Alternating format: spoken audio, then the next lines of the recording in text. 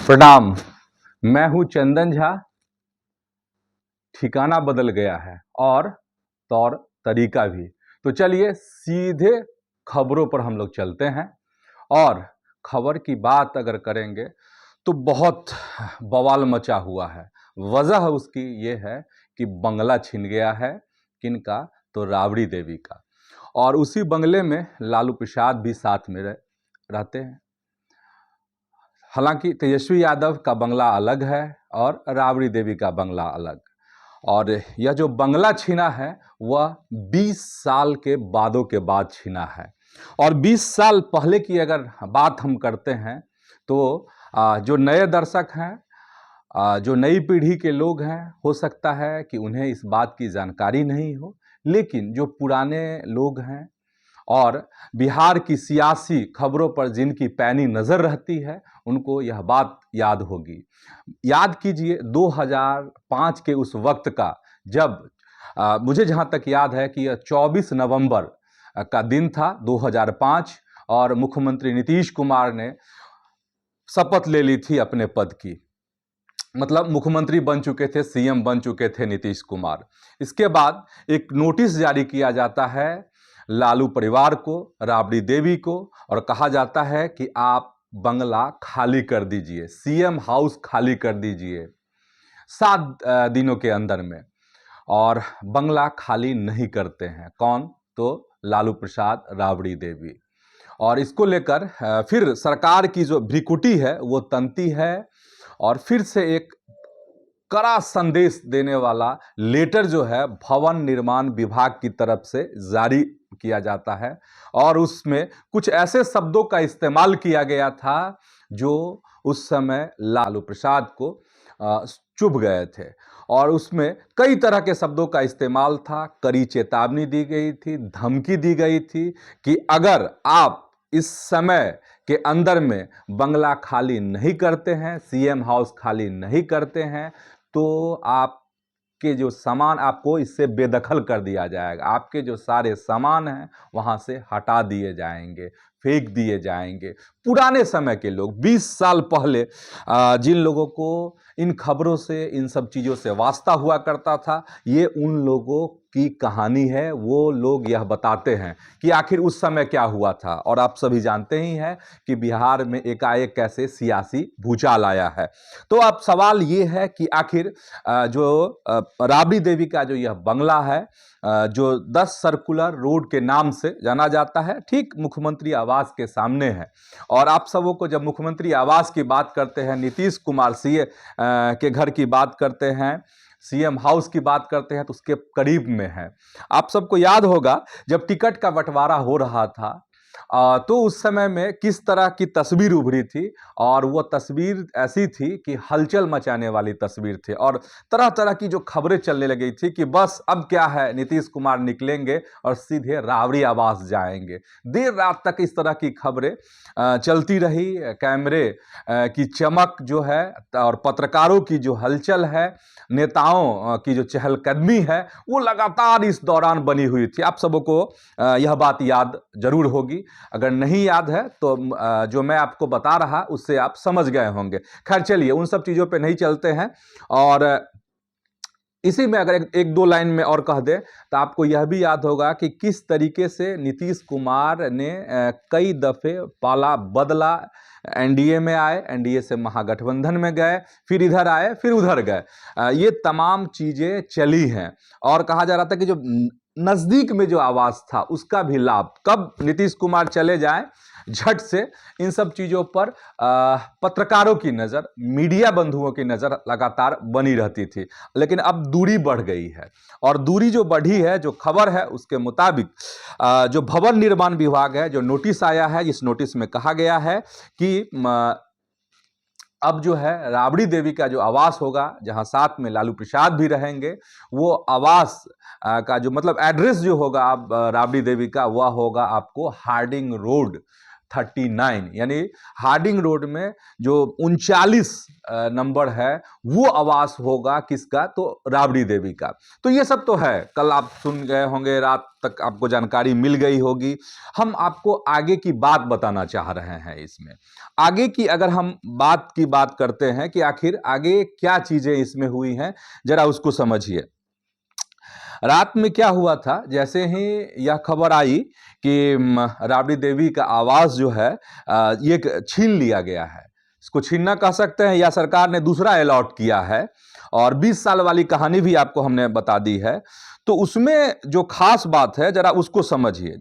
और जैसे ही जानकारी मिली, मीडिया में यह खबर आई कि राबड़ी आवास अब बदल जाएगा, पता बदल जाएगा राबड़ी देवी के आवास का, वैसे ही रोहिणी आचार्य का एक तीखा पोस्ट आता है। रोहिणी आचार्य की जैसे ही हम बात करते हैं तो आपको कुछ दिनों पहले जो विवाद हुआ था वो सब ध्यान में होगा ही, विवाद जो लालू परिवार में हुआ था, और तमाम तरह के जो आरोप हैं रोहिणी आचार्य ने लगाए थे लालू परिवार पर, खासकर तेजस्वी यादव, संजय यादव और रमीज जो है उन पर आरोप लगाए थे। बहुत तीखी बातें उन्होंने कही थी, और उन्होंने कहा था रोहिणी आचार्य ने कि उनका अब लालू परिवार से कोई वास्ता नहीं है, कोई नाता नहीं है, कोई रिश्ता नहीं है। लेकिन जो उनका पोस्ट आया है वह पोस्ट बहुत कुछ कहता है। पोस्ट एक पहले पोस्ट की हम बात करते हैं, और जो दूसरे पोस्ट की जो हम बात करेंगे वो बहुत इमोशनल है, वह भी आपको बताएंगे। देखिए रोहिणी जो है फेसबुक पर लिखती हैं कि सुशासन बाबू का विकास मॉडल, करोड़ों लोगों के मसीहा लालू प्रसाद यादव का अपमान करना पहली प्राथमिकता। घर से तो निकाल देंगे, बिहार की जनता के दिल से कैसे निकालिएगा। सेहत नहीं तो कम से कम लालू जी के राजनीतिक कद का ही सम्मान रखते। ये जब भवन निर्माण विभाग का नोटिस आया उस पर ये प्रतिक्रिया है रोहिणी आचार्य की। अच्छा, दूसरे पोस्ट की हम बात करते हैं तो रोहिणी आचार्य अपना भावना व्यक्त की है, और रोहिणी आचार्य एक और भावना व्यक्त की हैं जो बहुत इमोशनल है, और इमोशनल है मायके को लेकर, इमोशनल है मायके को लेकर के। ये है एक यूजर हैं, फेसबुक यूजर हैं, आपको इनका नाम है अमृत श्रीवास्तव। AI जनरेटेड एक वीडियो उन्होंने बनाया था 2-3 दिनों पहले, और उस पहले इस नोटिस का वो जवाब देती है रोहिणी आचार्य। इसके बाद जो अमृत श्रीवास्तव ने AI जनरेटेड वीडियो बनाया है उसको वह पोस्ट करती है। नोटिस के बाद के जवाब वाले के बाद ये वीडियो आता है, और उसमें फिल्म धड़कन है, और धड़कन में एक गाना है जो बहुत ही इमोशनल गाना है, और जो शादी विवाह में अक्सर ये गाने आपको सुनने को मिल जाते हैं। और उस गाने के जो बोल हैं, जो गाना है वो बहुत इमोशनल, भावुक करने वाला है, और जिसमें उस जो AI जनरेटेड वीडियो है उसमें वो ट्वीट कर मतलब पोस्ट करती हैं, और उसके बहाने, उस वीडियो के बहाने कहा जा रहा है कि बड़ा मैसेज देने की कोशिश। तो बड़ा मैसेज क्या है वह बताएंगे, लेकिन उससे पहले जरा जो फिल्म धड़कन है उसके क्या गाने हैं AI जनरेटेड में जिसको इस्तेमाल किया गया है वो जरा सुन लीजिए। मैं तेरी बाहों के झूले में पली बाबुल, जा रही हूं छोड़कर तेरी गली बाबुल, खूबसूरत ये जमाने याद आएंगे, चाह के भी हम तुम्हें ना भूल पाएंगे, मुश्किल मुश्किल मुश्किल दामन को छुड़ाने लगता है, दुल्हन का तो दिल दीवाना लगता है। ये गाना है जिसका इस्तेमाल किया गया है। मतलब यह है कि इसके मायने क्या हैं। मायने अगर आप कहेंगे तो वाकई में जो कोई बेटी होती है उसका अपने मायके से दामन छुड़ाना जो है काफी कठिन है। अगर कई दफे जैसा कि रोहिणी आचार्य के साथ इन दिनों दिखा, पिछले दिनों दिखा, तो ऐसा लग रहा है कि दामन छूट गया है। लेकिन बड़े बुजुर्ग जो कहते हैं वो यही है कि जो खून का रिश्ता होता है वो कभी छूट नहीं सकता, वो दामन कभी छूट नहीं सकता है। मुझे लगता है कि इस वीडियो के माध्यम से रोहिणी आचार्य यही बताना चाह रही हैं, यही जताना चाह रही हैं। अब ये बात हो गई, अब इसके राजनीतिक मायने की भी बात है। राजनीतिक मायने की बात यह है कि क्या रोहिणी आचार्य फिर से मुड़कर राजद की तरफ देख रही हैं, लालू परिवार की तरफ देख रही हैं। क्या मायके की याद उन्हें सता रही है? और मायके की याद सताने के साथ साथ क्या राजनीति का जो माया है, जो मोह है, वह अभी छूटी नहीं है रोहिणी आचार्य से?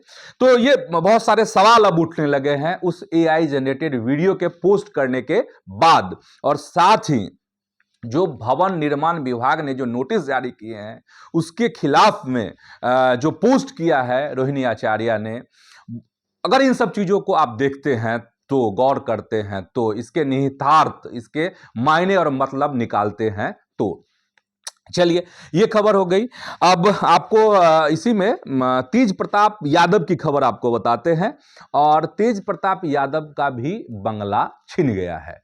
और तेज प्रताप यादव जो है फिलहाल जो सरकारी बंगला है उनका, वो था 26M स्ट्रैंड रोड। अब तेज प्रताप को भी यह बंगला खाली करना होगा। सरकार के भवन निर्माण विभाग की तरफ से उनको भी नोटिस दे दिया गया है। और नोटिस दे दिया गया है, लेकिन जो राबड़ी देवी का जो बंगला खाली करना है उसको लेकर जो तेज प्रताप की जो प्रतिक्रिया आई है वह जरा आप जरा सुनिए, जरा समझिए कि तेज प्रताप आखिर क्या कह रहे हैं। अब तेज प्रताप यादव की भी तीखी प्रतिक्रिया आई। तेज प्रताप यादव ने जो लिखा सोशल मीडिया पे, जरा उसको सुनिए। वह कह रहे हैं, छोटे भाई ने मुख्यमंत्री पद की शपथ ली और बड़े भाई के बंगले को खाली करने का आदेश दे दिया। लालू जी और उनका परिवार अब 10 सर्कुलर रोड के बंगले में नहीं रहेगा। जिस आवाज से तेज प्रताप लिखते हैं कि जिस आवाज से बिहार और राजद के लाखों कार्यकर्ताओं का एक भावुक रिश्ता जुड़ा था, उसे एक सरकारी नोटिस में खत्म कर दिया गया है। इस घर के जाने के साथ ही नीतीश जी और लालू जी के बीच के भैयारी वाले नैतिक रिश्ते का भी अंत हो गया है। और तेज प्रताप यह भी लिखते हैं कि गिर ही गए, लेकिन इतना नीचे नहीं गिरना था। इतिहास दोनों हाथों में कालिख लिए नीतीश कुमार का इंतजार कर रहा है। ये कहा है, लिखा है किसने? तो तेज प्रताप यादव ने।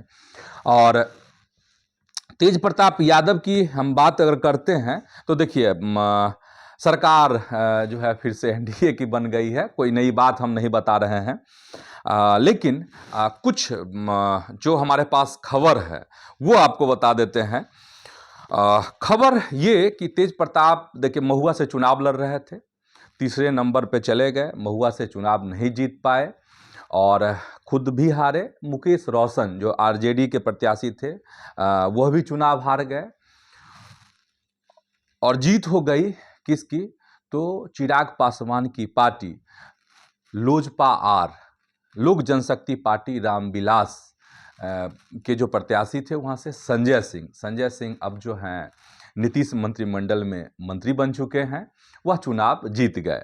लेकिन एक बड़ी बात, एक बड़ी खबर आपको बता रहे हैं। और खबर जो है वो आपको कह सकते हैं कि झन्नाटेदार लग सकती है, दिलचस्प खबर है। और दिलचस्प खबर यह है, जो मेरे सोर्स बताते हैं, महुआ को लेकर जीत तो नहीं मिली तेज प्रताप को, लेकिन कहा यही जा रहा है और मेरे पास जो न्यूज़ है उसके मुताबिक अमित शाह की माया में फंस गए थे। कौन? तो तेज प्रताप। कैसे? अब जरा समझिए। बस एक वाक्य, एक घटना अगर आपको हम बता रहे हैं, उसी घटना से आप समझ जाएंगे कि आखिर कैसे फंस गए। जानते हैं कैसे फंसे? अच्छा, आपको याद है कि जब तेज प्रताप महुआ से चुनाव लड़ रहे थे तो हेलीकॉप्टर की सवारी कर रहे थे। हेलीकॉप्टर किसने उपलब्ध कराया था? हेलीकॉप्टर से घूम रहे थे तेज प्रताप, याद है कि नहीं है? कौन उपलब्ध कराया था? मुझे लगता है कि आगे जो मैं आपको बताने जा रहा हूं उससे आप समझ जाएंगे। रॉकेट साइंस नहीं है, सियासी मायने निकालना है। और बहुत अंदरूनी खबर ये है, मेरे सोर्स ये बताते हैं, मेरे विश्वस्त सूत्र जो हैं यह बताते हैं कि महुआ में एनडीए वहाँ से चुनाव लड़ी, एनडीए के प्रत्याशी विजयी भी हुए, जीत भी उन्हें मिली, संजय सिंह मंत्री भी बन गए। लेकिन बड़ी फटकार जो है अमित शाह, गृह मंत्री अमित शाह ने लगाई थी भाजपा के उन नेताओं को जो कार्यक्रम सेट करते थे। कार्यक्रम सेट करने का मतलब ये है कि प्रधानमंत्री की ये सभा है, यहाँ होगी, फलाने मुख्यमंत्री ये हैं, उनकी सभा यहाँ होगी, चिराग पासवान की सभा यहाँ होगी, डिमांड के अनुसार। उसी में से महुआ में भी कार्यक्रम लगाया गया था, सभा होनी थी अमित शाह की। अमित शाह को जहां इस बात की जानकारी मिली कि महुआ में सभा को संबोधित करना है उन्हें, आग बबूला हो गए थे और बड़ी फटकार लगाई थी, बड़ी झाड़ लगाई थी। बहुत गुस्सा हो गए थे अमित शाह कि आखिर बिना पूछे हुए कैसे महुआ में उनका कार्यक्रम लगा दिया गया है, मतलब उनकी सभा होगी। आप समझ रहे हैं ना, मैंने आपको कुछ देर पहले ही बताया है कि सियासी मायने निकालिए, सियासत के रंग को समझिए कि कैसे बुना गया था। और मुझे लगता है कि मुझे अब यह बताने की जरूरत नहीं है कि तेज प्रताप जो हेलीकॉप्टर से उड़ रहे थे, कहां से उड़ रहे थे, कौन उन्हें हवाई जहाज, कौन उन्हें हेलीकॉप्टर से उड़ा रहा था। और हेलीकॉप्टर की बात करते हैं, हवाई जहाज की बात करते हैं, तो वो बेबसी वाली बात भी आपको याद होगी जब एयरपोर्ट पर तेजस्वी से उनका आमना सामना हुआ था। ठीक है, तो वो बेबसी वाली तस्वीर, हेलीकॉप्टर में उड़ना, और वो हेलीकॉप्टर कैसे आया, ये आप समझ गए होंगे। और मुझे लगता है कि अमित शाह की माया में कैसे तेज प्रताप फंसे, यह भी आप समझ गए होंगे। और यह भी आप समझ रहे होंगे कि बिहार की सियासत किस दिशा में जा रही है। और अब यह समझ लीजिए कि कहीं इन सब चीजों का दंड तो नहीं मिला तेज प्रताप को, क्या इन सब चीजों का खामियाजा तो नहीं भुगतना पड़ रहा लालू परिवार को, क्या इन सब चीजों की वजह से आप राबड़ी देवी को भवन निर्माण विभाग की तरफ से नोटिस तो नहीं दिया गया बंगला खाली करने के लिए। और तेज प्रताप को भी जो यह नोटिस मिला है बंगला खाली करने के लिए, इसके पीछे भाजपा और जदयू की अंदरूनी कोई सियासत तो नहीं है जो बड़े दूर का इशारा कर रही है। यह सियासत वक्त का इंतजार करना होगा। हालांकि वक्त का इंतजार कीजिए बेसब्री से, लेकिन जो सियासी गुना भाग है उसको भी जोड़ते जाइए, घटाते जाइए और उसको भाग भी करते चलिए। चलिए, तो ये खबर हो गई। दो छोटी खबर आपको बता देते हैं जो जरूरी खबर है, जानना चाहिए आपको। और पहली छोटी खबर ये है कि आरजेडी की समीक्षा बैठक आज से शुरू होने वाली है, 26 नवंबर है आज। और यह जो बैठक शुरू होगी इसमें ये 2 चरणों में यह मीटिंग होने वाली है। राजद के प्रदेश कार्यालय में होगी और इसकी अध्यक्षता, इसका नेतृत्व जो है राजद के मंगनी लाल मंडल जो प्रदेश अध्यक्ष हैं वह करेंगे। आज से यह मीटिंग शुरू हो रही है जो 4 दिसंबर तक चलेगी। फिर दूसरे चरण की जो मीटिंग होगी वह 5 दिसंबर से 10 दिसंबर तक चलेगी। और आप सभी जानते ही हैं कि तेजस्वी की बुरी हार हुई है। आरजेडी में मंथन का दौर चल रहा है, विवादों का एक बड़ा दौर चल रहा है।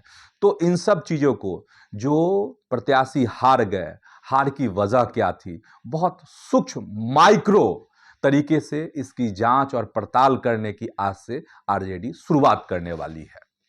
आज पहले दिन जो है मगध प्रमंडल के तमाम प्रत्याशियों, तमाम नेताओं के साथ यह मीटिंग होने वाली है। दूसरे चरण की बात मैंने बता ही दी आपको कि 5 से 10 दिसंबर। एक और खबर आपको बताते हैं, और खबर जो है कांग्रेस में भी है। कांग्रेस जानते ही हैं, कांग्रेस 61 सीटों पर बिहार में चुनाव लड़ी और धराशायी हो गई। मैं कई दफ़े कहता था कि कांग्रेस जो है, भले राहुल गांधी ने यात्रा निकाली, तमाम जगह पर भीड़ दिख रही थी, लेकिन कांग्रेस रसातल में है। और इस जो मैं कह रहा था उसका प्रमाण इस बार का चुनाव का जो रिजल्ट आया वो साक्षात है। तो साक्षात को प्रमाण की जरूरत नहीं है, पहले बोलता था, अब ये प्रमाण भी सामने है। तो जो 61 सीटों पर कांग्रेस चुनाव लड़ी उसमें से जो फतह करने की बात हम बता रहे हैं वो 6 सीटों पर है। और इसकी वजह क्या है, कांग्रेस क्यों हारी, क्या हुआ? जो क्षुब्ध नेता हैं वो लगातार दिल्ली में कोशिश कर रहे हैं कि राहुल गांधी से उनकी मुलाकात हो और राहुल गांधी से वह मिलना चाहते हैं, अपने दिल की बात और किस तरीके से सियासी जो है उठापटक और किस तरीके से गद्दारी की गई है कांग्रेस के साथ, कांग्रेस के नेताओं ने कैसे की, तमाम तरह के जो आरोप हैं, जो दिल की बात है क्षुब्ध नेताओं की, वह राहुल गांधी तक पहुंचाना चाहते हैं। इस बीच जो खबर में है वह यह है कि कांग्रेस इस पर बड़ा मंथन करने जा रही है। दिल्ली में इसको लेकर बड़ी तैयारी है और जो तमाम जो कैंडिडेट थे, जो जीत गए, 6 ही विधायक बने हैं कांग्रेस से, वो और जो हार गए, इन सारे जो प्रत्याशी थे, सारे लोग दिल्ली में जुटेंगे और वहाँ पर अपने अपने क्षेत्र की रिपोर्ट देंगे कि उनकी समझ में आखिर क्या वजह थी जिस कारण उनकी वहाँ से हार हुई, कांग्रेस की यह स्थिति हुई। तो कब है? तो आज आरजेडी की मीटिंग है और कल कांग्रेस की मीटिंग है। ऐसे तमाम प्रत्याशी दिल्ली कूच करेंगे और राहुल गांधी के साथ एक बड़ी मीटिंग होगी कांग्रेसियों की। तो इस वीडियो में इतना ही। ऐसे ही आप सियासी खबरों के साथ साथ जो सामाजिक मुद्दे की जो खबरें होती हैं, जांच परख वाली जो रिपोर्ट होती है, वह भी आपके सामने लाएंगे। तमाम उन सब चीज़ों को लाएंगे जो कहीं ना कहीं आपके जहन में तो है, लेकिन कहीं आपको वह देखने को नहीं मिलती है। ऐसी खबरें, ऐसे मुद्दे आपके सामने लाएंगे। तो फिलहाल इतना ही। प्रणाम।